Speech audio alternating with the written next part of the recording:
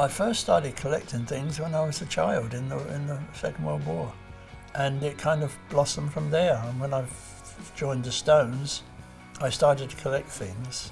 The reason I collect and keep everything is because it's my nature to do it. I can't not do it. I don't like throwing things away. I never throw anything away, and I still don't. And sometimes it's annoying to people around me. Our first journey abroad to Europe was when we went to Switzerland, to Montreux, to compete with the Ready Steady Go people in the Golden Rose Award. And as we were one of the top acts on Ready Steady Go and most loved by the fans, they asked us to go with them. And so we went there and we performed. That morning when we arrived, we walked all around town and had photos done, and also the next day. And that's where that photo's taken of us in that big sort of seat, which seats all 5 of us. In the early auctions, I did a lot of major main stuff, like gold records, like posters and all kinds of things like that, which I had lots of. In the later auctions, and particularly this one, it's more intimate things. I think it's more personal. I only wore a few things. I wore like little bits of jewellery, and I wore one with little roses on it, and I wore one with the Scottish thistles on it. They're both in the 70s, which I bought from the Chelsea Antique Market, where everybody shopped. Brian bought all his amazing Moroccan stuff there, and you could buy different clothes. Being able to put these small items, badges and all kinds of little things like that, it enables collectors and fans to buy some little things which they could just treasure. I decided to put together a package as a final thing of unreleased tracks, and I compiled this album with lots of detail and information from my diaries and stuff. The black box is about a foot square. It's about 1/2 inch thick. It's the cute little box, simple as that, with the ribbon around it, this red ribbon around it, which is the original ribbon. And it's just full of all the paperwork and all the documents and all the layouts of the tracks and everything that I did.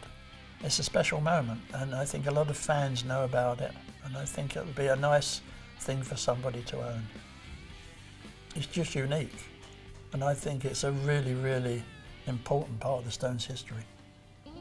In March '66 we were touring Europe, and we played Brussels, and then suddenly there was this bit of a conflict because we'd been booked for 2 shows in Essen, Germany, and we've also been booked at the Olympia, a theatre in Paris, which was like a big, big thing.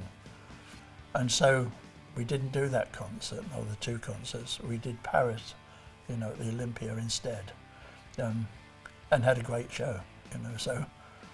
And of course, years later, we went to Essen anyway and played all over Germany, so it made no difference really. But it was one of the rare times where 2 shows were booked at the same time. We had to choose which one to go to, because we never turned down shows. It was amazing in all those years when I was in the band. The Keith Richards letter from '65 is just part and parcel of what was going on at the time, when we were just in a hurricane. Morning, noon and night we were doing things. We never had a moment's peace. Sometimes we didn't know what day it was, we didn't know what month it was, we didn't know what country we were in. I mean, you just wake up in the morning, you think, where am I? In the 60s, mostly middle 60s, we were going to all the clubs when we had time after shows and things like that. And the same applied to shops. There were so many shops, but my favourite was Dandy Fashion, who did all those great jackets and things, which I've got lots of. They were everywhere, there were shoe shops. It was never ending. And all the restaurants as well were also special. It was fantastic times, and I kept loads of receipts and things whenever I shopped. it was a time that just isn't there anymore. Of course, the first place that started to sell funky clothes that we would like was Carnaby Street.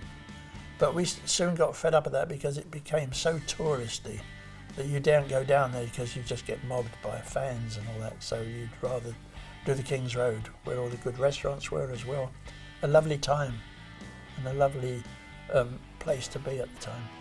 Yes, all the little receipts I collected can just be a little token of what it was like in those days for people that don't really know.